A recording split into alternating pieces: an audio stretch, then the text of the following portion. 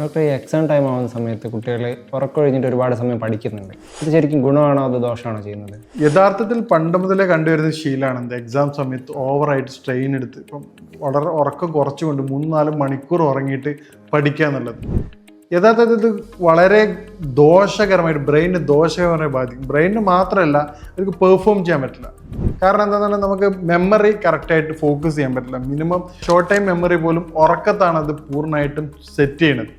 രണ്ടാമത്തെ കാര്യം, stress hormone release ചെയ്യും.